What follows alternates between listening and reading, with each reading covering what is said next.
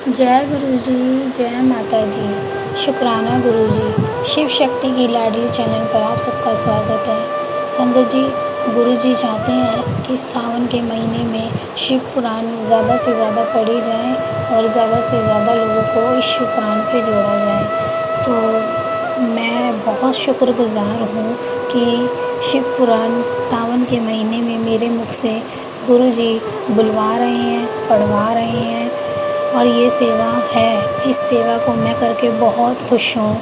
और संगत जी, मैं चाहती हूँ जैसे इसका लिंक मैं आपसे और ऑडियो शेयर करती हूँ, ऐसे ही आप भी अपने जानने पहचानने वालों को इसका लिंक शेयर किया करो, ताकि आप भी ज़्यादा से ज़्यादा लोगों को इस शिव पुराण से जोड़ सकें और आप भी इस सेवा का हिस्सा बन सकें। तो चलिए स्टार्ट करते हैं। विंध्येश्वर संहिता का अध्याय 5वां। महेश्वर ब्रह्मा और विष्णु को अपने निष्कल और सकल स्वरूप का परिचय देते हुए लिंग पूजन का महत्व बताना। नंदिकेश्वर कहते हैं, तदंतर वह दोनों ब्रह्मा और विष्णु भगवान शंकर को प्रणाम करके दोनों हाथ जोड़ उनके दाएं बाएं भाग में चुपचाप खड़े हो गए। फिर उन्होंने वहां साक्षात प्रकट पूजनीय महादेव जी को श्रेष्ठ आसन पर स्थापित करके पवित्र पुरुष वस्तुओं द्वारा उनका पूजन किया। त्रिकाल तक अविकृत भाव से सुस्थिर रहने वाले वस्तु को पुरुष वस्तु कहते हैं और अल्पकाल तक ही टिकने वाली क्षणभंगुर वस्तुएं प्राकृत वस्तु कहलाती है।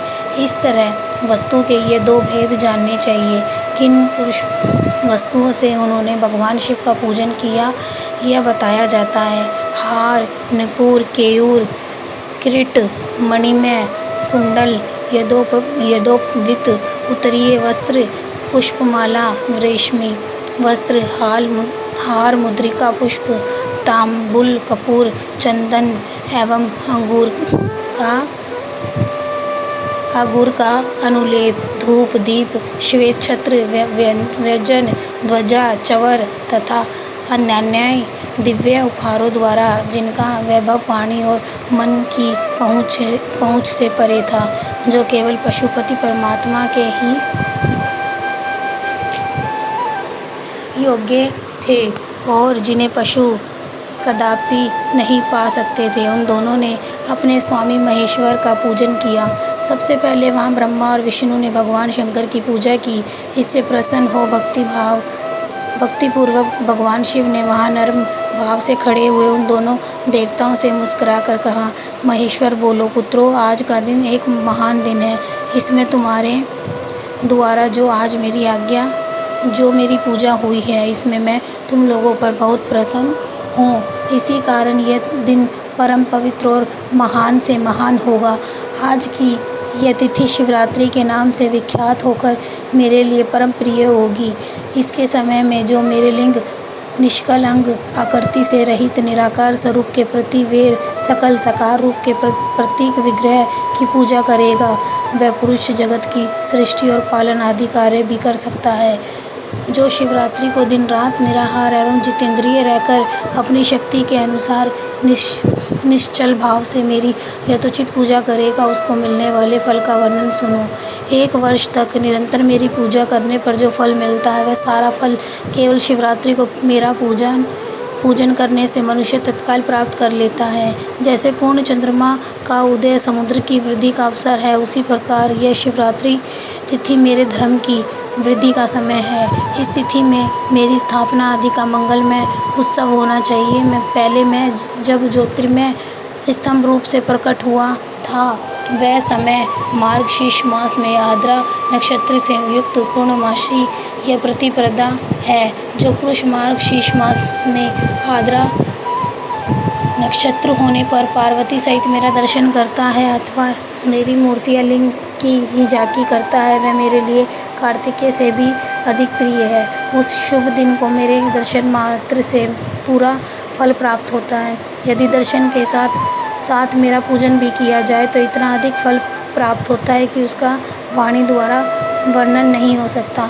वहाँ पर मैं लिंग से प्रकट होकर बहुत बड़ा हो गया था, अतः उस लिंग के कारण यह भूतल लिंग स्थान के नाम से प्रसिद्ध हुआ। जगत के लोग इसका दर्शन और पूजन कर सकें, इसके लिए यह अनादि और अनंत ज्योति स्तंभ अथवा ज्योतिर्मय लिंग अत्यंत छोटा हो गया। यह लिंग सब प्रकार के भोग सुलभ कराने वाला तथा भोग और मोक्ष का एकमात्र साधन है। इसका दर्शन, स्पर्श और ध्यान किया जाए तो यह प्राणियों को जन्म और मृत्यु के कष्ट से छुड़ाने वाला है। अग्नि के पहाड़ जैसा जो यह शिव लिंग यहाँ प्रकट हुआ है, इसके कारण यह स्थान अरुणाचल नाम से प्रसिद्ध होगा।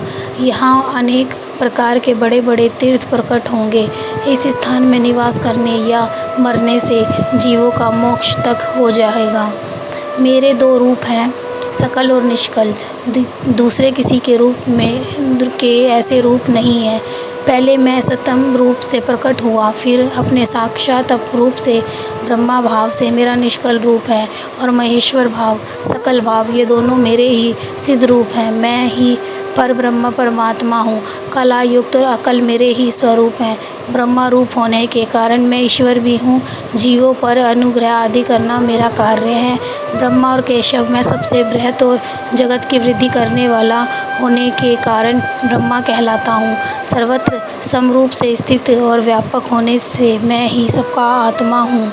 सर्ग से लेकर अनुग्रह तक आत्मा या ईश्वर से भिन्न जो जगत संबंधी 5 कृत्य हैं, वह सदा मेरे ही हैं, मेरे अतिरिक्त दूसरे किसी के नहीं, क्योंकि मैं ही सबका ईश्वर हूँ। पहले मेरी ब्रह्मा रूपता का बोध कराने के लिए निष्कल लिंग प्रकट हुआ था, फिर अगाध ईश्वर तत्व का साक्षात्कार कराने के निमित्त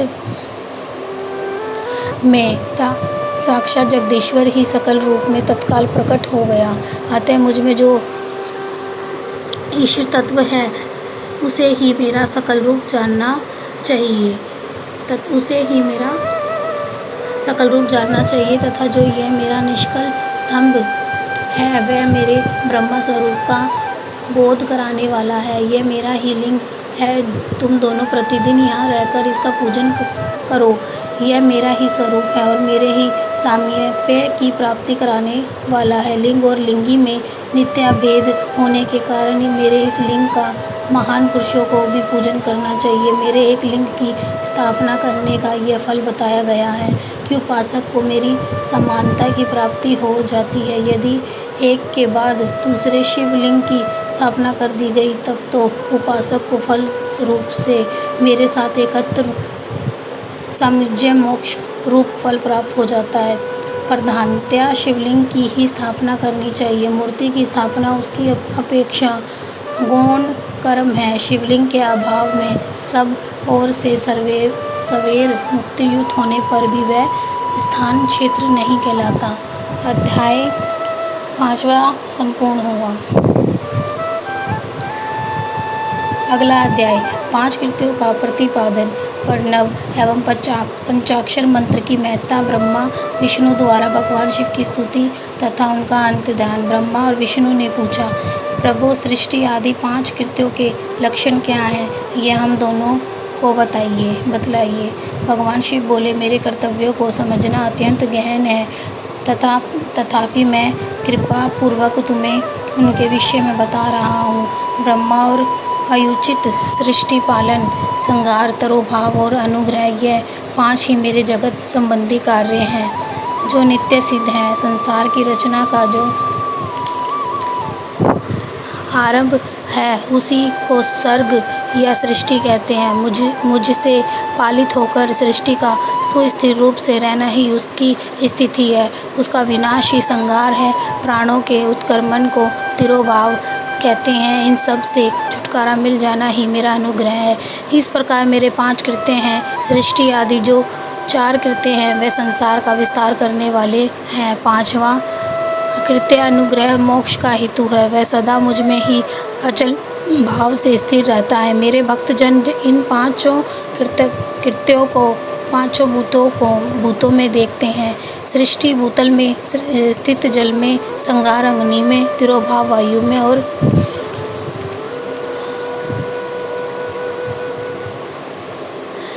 कृत्य पांचों भूतों में देखते हैं। स्थिति जल में, संगार अग्नि में, तिरोभाव वायु में और अनुग्रह आकाश में स्थित है। पृथ्वी में सबकी सृष्टि होती है, जल से सबकी वृद्धि एवं जीवन रक्षा होती है। आग सबको जला देती है, वायु सबको एक स्थान से दूसरे स्थान को ले जाती है और आकाश सबको अनुग्रहित करता है। विद्वान पुरुष को यह विषय इसी रूप में जानना चाहिए। इन पांचों कृत्यों का भार वहन करने के लिए ही मेरे 5 मुख हैं। 4 दिशाओं में 4 मुख हैं और इनके बीच में 5वां मुख है। पुत्रों, तुम दोनों ने तपस्या करके प्रसन्न हुए मुझ परमेश्वर से सृष्टि और स्थिति नामक 2 कृत्य प्राप्त किए। ये दोनों तुम्हें बहुत प्रिय हैं। इसी प्रकार मेरी विभूति स्वरूप रुद्र और महेश्वर में 2 अन्य उत्तम कृत्य, संहार और तिरोभाव मुझसे प्राप्त किए हैं, परंतु अनुग्रह नामक कृत्य दूसरा कोई नहीं पा सकता। रुद्र और महेश्वर अपने कर्म को भूले नहीं हैं, इसलिए मैंने उनके लिए अपनी समानता प्रदान की है। वह रूप, वेश, कृत्य, वाहन, आसन और आयुध आदि में मेरे समान ही हैं। मैंने पूर्व काल में अपने सर्वरूपभूत मंत्र का उपदेश किया है, जो ओमकार के रूप में प्रसिद्ध है। वह महामंगलकारी मंत्र है। सबसे पहले मेरे मुख से ओमकार प्रकट हुआ, जो मेरे स्वरूप का बोध कराने वाला है। ओमकार वाचक है और मैं वाच्य हूँ। यह मंत्र मेरा स्वरूप ही है। प्रतिदिन ओमकार का निरंतर स्मरण करने से मेरा ही सदा स्मरण होता है। मेरे उत्तरवर्ती मुख से आकार का, पश्चिम मुख से उकार का, दक्षिण मुख से मकार का और पूर्ववर्ती मुख से बिंदु का तथा मध्यवर्ती मुख से नाद का प्रकट्य हुआ। इस प्रकार 5 अवयवों से युक्त ओमकार का विस्तार हुआ। इन सभी अवयवों से एकीभूत होकर वह प्रणव ओमकार नामक एक अक्षर हो गया। यह नाम रूपात्मक सारा जगत तथा भेद उत्पन्न स्त्री पुरुष वर्ग रूप दोनों कुल इस प्रणव मंत्र से व्याप्त हैं। यह मंत्र शिव और शक्ति दोनों का बोधक है।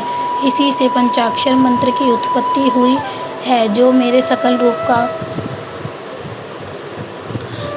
का बोधक है। वह अकारादिकर्म से और मकारादिकर्म से कर्मश प्रकाश में आया है। ओम नमः शिवाय ये पंचाक्षर मंत्र है। इस पंचाक्षर मंत्र से मात्र का वर्ण प्रकट हुए हैं, 5 वेद वाले हैं। उसी से शिरो मंत्र सहित त्रिपदा गायत्री का प्रकट्य हुआ। उस गायत्री से संपूर्ण वेद प्रकट हुए और उन वेदों से करोड़ों मंत्र निकले। उन मंत्रों से भिन्न भिन्न कार्यों की सिद्धि होती है, परंतु इस प्रणव एवं पंचाक्षर से संपूर्ण मनोरथों की सिद्धि होती है। इस मंत्र समुदाय से भोग और मोक्ष दोनों सिद्ध होते हैं। मेरे सकल स्वरूप से संबंध रखने वाले मंत्र राज साक्षात भोग प्रदान करने वाले और शुभ कारक मोक्ष पद्र हैं। नंदिकेश्वर कहते हैं, तदंतर जगदम्बा पार्वती के साथ बैठे हुए गुरुवर महादेव जी ने उत्तर अभिमुख बैठे हुए ब्रह्मा और विष्णु को पर्दा करने वाले वस्त्र से आच्छादित करके उनके मस्तक पर अपना कर कमल रखकर धीरे धीरे उच्चारण करके उन्हें उत्तम मंत्र का उपदेश किया। मंत्र तंत्र में बताई हुई विधि के पालन पूर्वक 3 बार मंत्र का उच्चारण करके भगवान शिव ने उन दोनों शिष्यों को मंत्र की दीक्षा दी। फिर उन शिष्यों ने गुरु दक्षिणा के रूप में अपने आप को ही समर्पित कर दिया और दोनों हाथ जोड़कर उनके समीप खड़े हो उन देवेश्वर जगत गुरु का स्तवन किया। ब्रह्मा और विष्णु बोले, प्रभु आप निष्कल रूप हैं, आपको नमस्कार है। आप निष्कल तेज से प्रकाशित होते हैं, आपको नमस्कार है। आप सबके स्वामी, आपको नमस्कार है। आप सर्वात्मा को नमस्कार है अथवा सकल स्वरूप आप महेश्वर को नमस्कार है। आप प्रणव के वाच्यात हैं, आपको नमस्कार है। आप प्रणवलिंग वाले हैं, आपको नमस्कार है। सृष्टि पालन संहार तिरोभाव और अनुग्रह करने वाले आपको नमस्कार है। आपके 5 मुख हैं, आप परमेश्वर को नमस्कार है। पंच ब्रह्मा स्वरूप 5 कृत्य वाले आपको नमस्कार है। आप सबके आत्मा हैं, ब्रह्मा हैं। आपके गुण और शक्तियाँ अत्यंत हैं, आपको नमस्कार है। आपके सकल और निष्कल 2 रूप हैं। आप सद्गुरु एवं शंभु हैं, आपको नमस्कार है।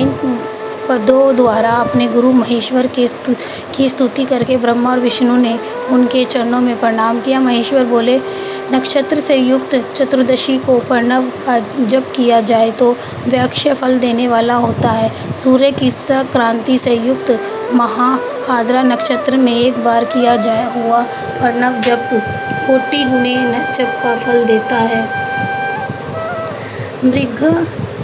मृगशिरा नक्षत्र का अंतिम भाग तथा पुनवसु आदि का भाग पूजा, होम और तर्पण आदि के लिए सदा आद्रा के समान ही होता है। यह जानना चाहिए कि मेरा या मेरे लिंग का दर्शन प्रभात काल में ही प्रातः और संगव मध्याह्न के पूर्व काल में करना चाहिए। मेरे दर्शन कर पूजन के लिए चतुर्दशी तिथि निश्चित व्यापनी तथा प्रदोष व्यापनी लेनी चाहिए, क्योंकि परिवर्तनीय तिथि से संयुक्त चतुर्दशी की प्रशंसा की जाती है। पूजा करने वालों के लिए मेरी मूर्ति तथा लिंग दोनों समान हैं, फिर भी मूर्ति की अपेक्षा लिंग का स्थान ऊंचा है। इसलिए मुमुक्षु पुरुषों को चाहिए कि वह वेर मूर्ति से भी श्रेष्ठ समझकर लिंग का पूजन करे। लिंग ओमकार मंत्र से और वेर का पंचाक्षर मंत्र से पूजन करना चाहिए। शिवलिंग की स्वयं ही स्थापना करके अथवा दूसरों से भी स्थापना करवाकर उत्तम द्रव्य में उपचारों से पूजा करनी चाहिए। इससे मेरा पद सुलभ हो जाता है। इस प्रकार उन दोनों शिष्यों को उपदेश देकर भगवान शिव वहीं अंत ध्यान हो गए। तो चलिए संगत जी, 6वां अध्याय संपूर्ण हुआ। शुक्राना गुरु जी। जय माता दी।